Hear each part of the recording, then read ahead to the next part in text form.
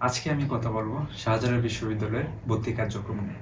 তোমরা সকলেই অবগত আছো, আগামী ৩ এবং ৫ ফেব্রুয়ারি সায়েন্সের ৮ই ফেব্রুয়ারি যারা বিভাগ পরিবর্তন করে সায়েন্স থেকে মানবিক শাখায় এবং কমার্সের ভর্তি কার্যক্রম শুরু হবে এবং সর্বশেষ ৯ ফেব্রুয়ারি মানবিক অর্থাৎ বি ইউনিটের ভর্তি কার্যক্রম শুরু হবে। যে আসলে ভর্তির জন্য কি কি লাগবে বা সশরীরে উপস্থিত থাকতে হবে কিনা বা প্রাথমিক ভর্তি, চূড়ান্ত ভর্তি ওইরকম কোনো বিষয় শাস্ত্রে আছে কিনা। তো এই বিষয়টা প্রথমত আমাদের এখানে প্রাথমিক ভর্তি এই বিষয়টা নাই, আমাদের প্রথম দিকে এসে চূড়ান্ত ভর্তি হতে হবে। তো ভর্তির জন্য কি কি লাগবে, এসএসসি এবং এইচএসসি মূল মার্কশিট লাগবে, 14,900 টাকা লাগবে, পাসপোর্ট সাইজের 1 কপি ছবি লাগবে এবং তোমার রক্তের গ্রুপ কি ওইটার একটা সনদপত্র লাগবে। মেরিট পজিশন অনুযায়ী রাখা হয়েছে সকাল 9টা থেকে বিকাল 5টা পর্যন্ত তোমাদেরকে ডাকা হবে। যথাসময়ে উপস্থিত থাকতে হবে। যদি কোনো কারণে যথাসময়ে উপস্থিত আমরা থাকতে না পারি তাহলে ভর্তি কার্যক্রম বা পরবর্তীতে ভর্তি হওয়া যাবে না। আর আরেকটা প্রশ্ন, যে সাবজেক্ট চয়েসটা কীভাবে দেব, অনেকে প্রশ্ন করছে যে অনলাইনে দেব নাকি সশরীরে।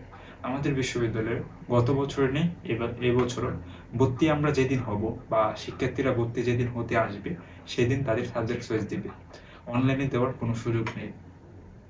তো সাবজেক্টগুলো কিভাবে পছন্দ করবে ওইটা একটা প্রশ্ন। সেক্ষেত্রে মেরিট পজিশন অনুযায়ী তারা সাবজেক্ট চয়েস দিতে পারবে। একজন শিক্ষার্থী তার পজিশন অনুযায়ী সাবজেক্টগুলো পাবে। তো মেরিট পজিশন যদি পিছনে থাকে তাহলে তার পিছনে থাকলে এবং তার মেরিট পজিশনের আগে যারা আছে তারা যদি তার পছন্দের সাবজেক্ট পছন্দ করে নেয় বা সাবজেক্টগুলো বুকিং হয়ে যায়, সেই ক্ষেত্রে তার পছন্দের সাবজেক্ট পাবে না। যে সাবজেক্টগুলো খালি থাকবে বা খালি হবে সেই সাবজেক্টগুলো পাবে। মানবিক শাখায় প্রথম ধাপে 284 জনকে ভর্তির জন্য ডাকা হবে বা ডাকা হয়েছে। এই ক্ষেত্রে প্রথম ধাপে যারা ভর্তি ক্যান্সেল করবে তাদেরকে বা ভর্তি হবে না, এই প্রেক্ষিতে যতটি সিট খালি হবে তার পরবর্তী মেরিট পজিশন অনুযায়ী সকলকে ডাকা হবে। আর এই বছর মেরিট কত পর্যন্ত যেতে পারে, এই একটা প্রশ্ন যে আসলে ভাই আমি 350 বা 450 বা আমি কি সিট পাবো কিনা বা সাবজেক্ট পাবো কিনা, ওই বিষয়টা এখনো ডিপেন্ড করা যাচ্ছে না।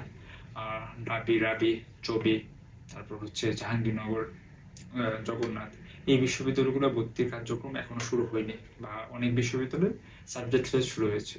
তো সবগুলো ভর্তি হওয়ার পর বিষয়গুলো বলা যাবে, আগে থেকে বলা যাচ্ছে না।